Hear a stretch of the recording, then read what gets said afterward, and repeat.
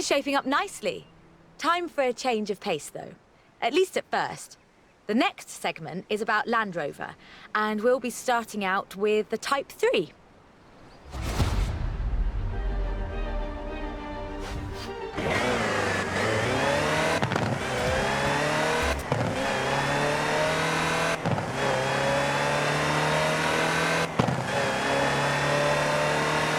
Land Rover, the British sports utility vehicle. But before that, they were actual utility vehicles. Solid, tough trucks, unstoppable over almost any terrain.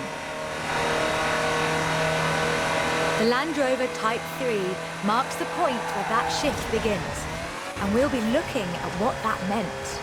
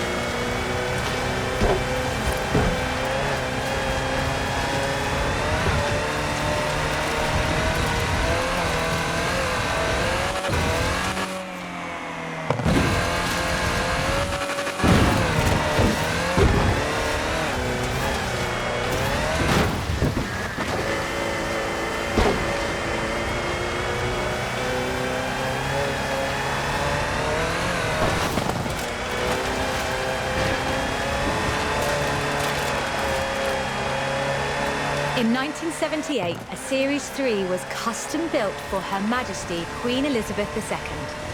It only had 1,892 miles on the clock when it was auctioned into private hands.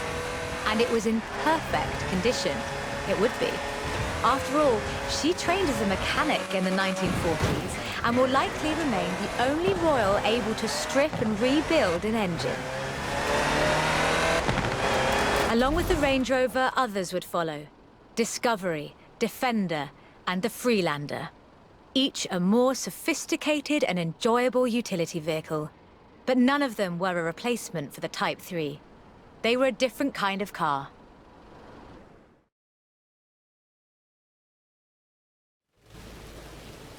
The Type 3 was arguably the first sports utility vehicle, an evolution of the design that would lead ultimately to this. The Bowler Nemesis, an off-road racing vehicle that turned into a production SUV, the Nemesis EXR. It sports a turbocharged 5-litre Land Rover Jaguar engine, crammed into a carbon fibre chassis with integral roll cage. It even has the grille, headlights and rear lights from a Range Rover.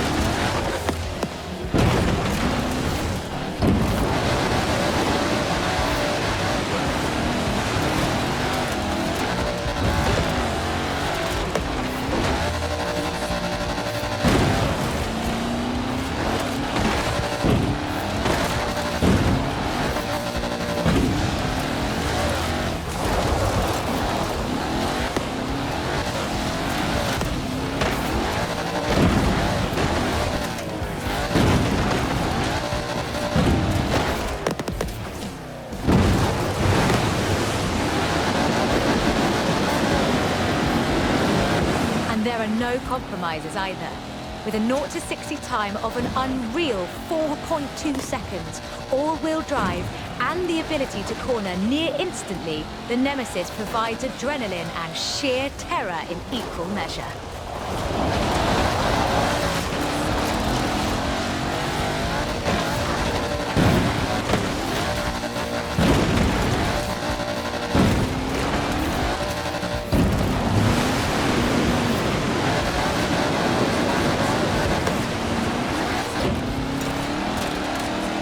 This is an all-terrain supercar. That's the only fair description for this. But that's what you get when you build an SUV with Land Rover DNA.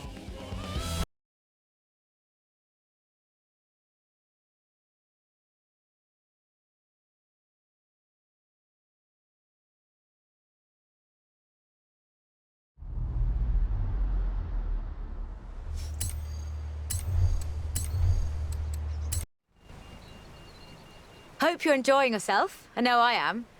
It's great to be able to just focus on telling the story while someone else handles the driving for once. Let's get to the next one. This time, it's Lotus.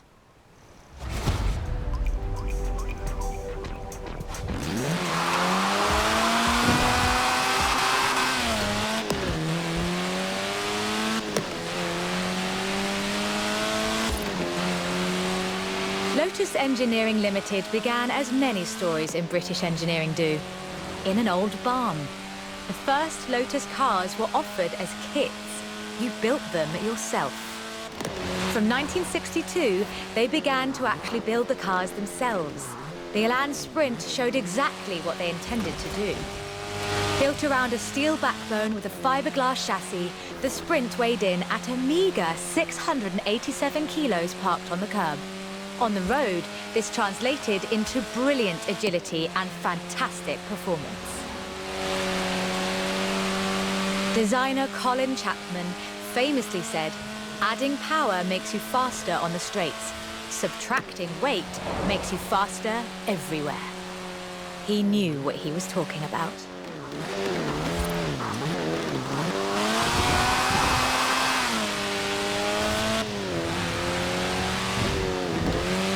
Widely hailed as one of the greatest sports cars of the 1960s, the Elan would be closely studied and emulated, inspiring such masterpieces as the Mazda MX-5.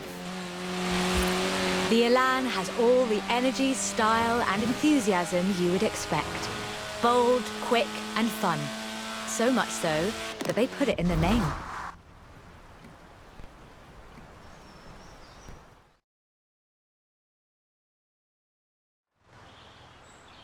The Elan Sprint was a financial as well as an engineering success for Lotus, validating their approach to design and resulting in a whole family of light, agile roadsters.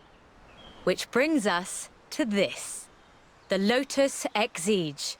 It's heavier than the Elan, admittedly, but it's faster. Much, much faster.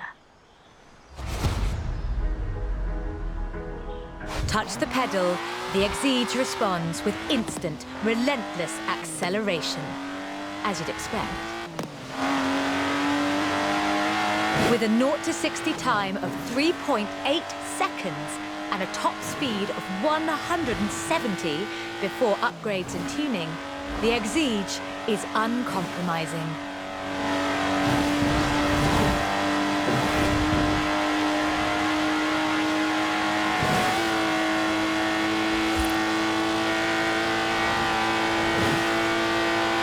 And there's no power steering, so you can really feel the road. A genuinely thrilling drive, and one that isn't afraid to demand you take it seriously.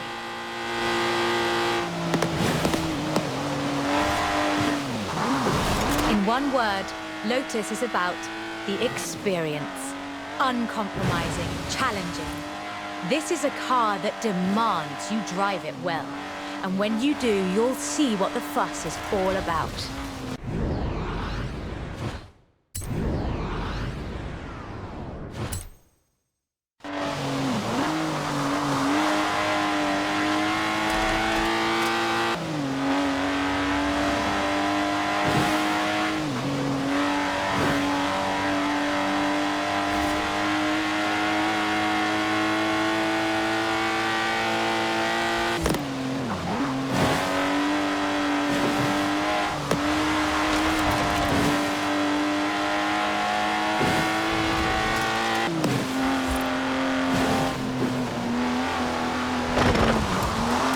And with rumoured launches of 2 new cars in 2020, Lotus looks set to push the benchmark of the experienced sports car well into the next century.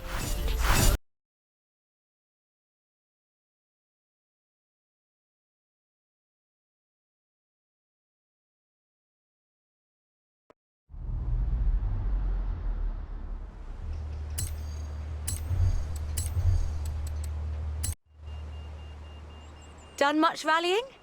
That's a joke. We've all seen what you've been up to. We're doing the next bit on location. You'll see why when you get there.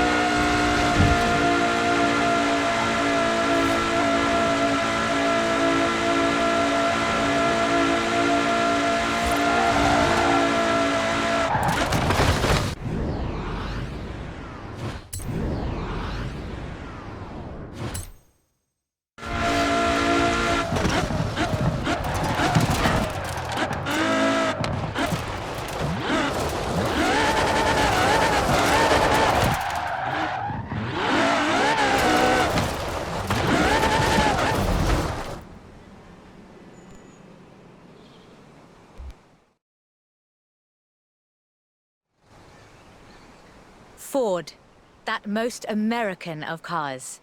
But the Ford Escort, oh, that's British.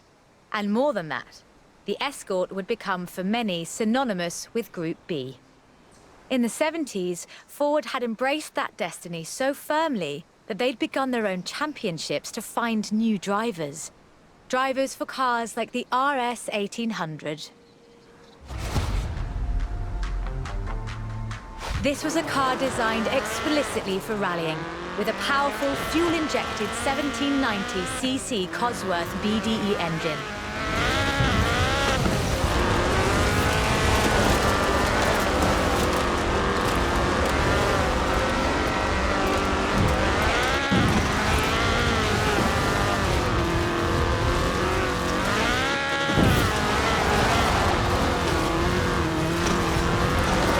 The RS 1800 brought home 17 World Rally Championship victories for Ford.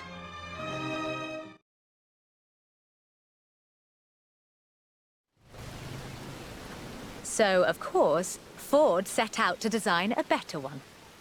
The RS 200 Evolution was their answer. A purpose-built rally car designed to do one thing: win Group B. With a 1.8 turbocharged Ford Cosworth BDT engine and all-wheel drive, the RS 200 had perhaps the best suspension platform of any car of its era. Fortunately, Ford built over 200 as part of the homologation requirements for Group B, so you can still find them, if you're lucky.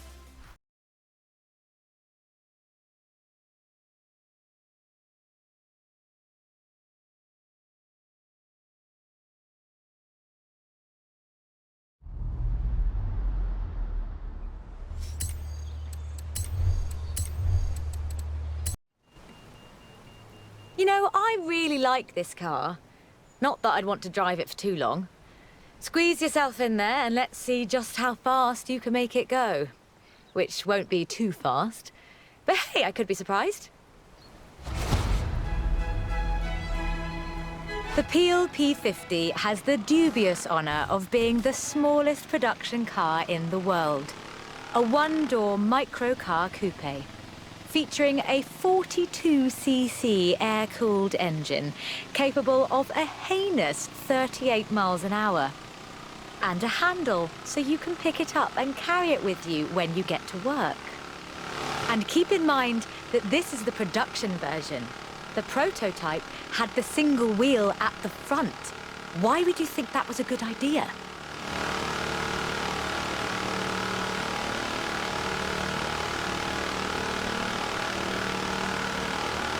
In 2010, though, production restarted at Sutton in Ashfield. So, if you'd like to own the modern incarnation of this, I suppose you can.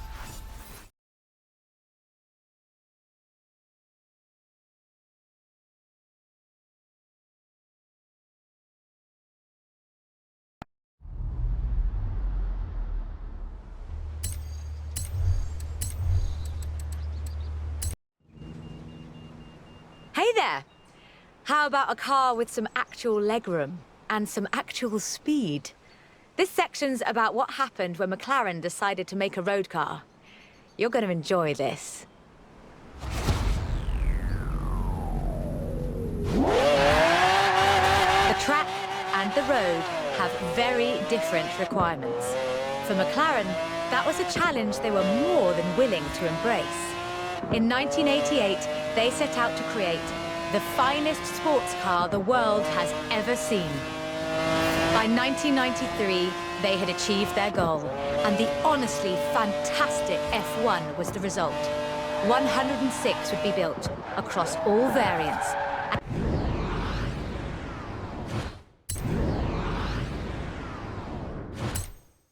And it remains one of the very best road cars ever made. The F1 has no turbocharger. That would have compromised the driving experience, increased complexity, and resulted in turbo lag. The F1 is a naturally aspirated supercar, one of the fastest in the world, in fact. Everything about this car is innovative, from the carbon fiber monocoque to the central driver position. McLaren threw the book away when they designed the F1. Then they wrote a better one. The F1's monocoque chassis is incredibly lightweight. Only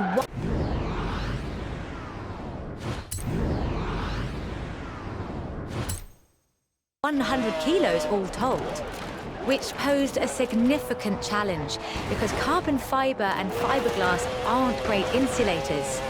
So, McLaren lined the entire engine compartment with gold.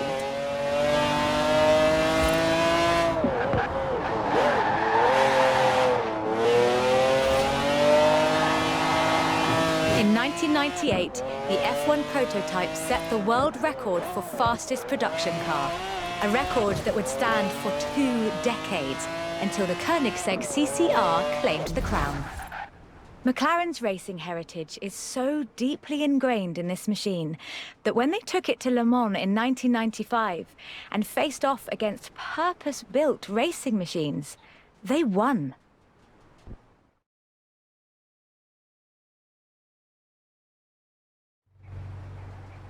So, with something like the F1 to live up to, where do you go next? Well, you throw the book away again and write an even better one. The result is the McLaren P1, a hybrid electric sports car that stands head and shoulders above the F1. The P1 GTR will hit 60 miles an hour in 2.4 seconds. That's 0.7 seconds faster than the F1. That's an eternity for a supercar.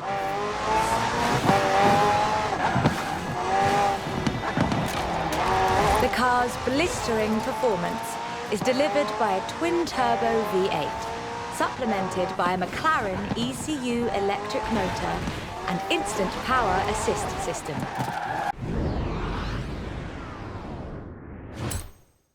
And they do mean instant.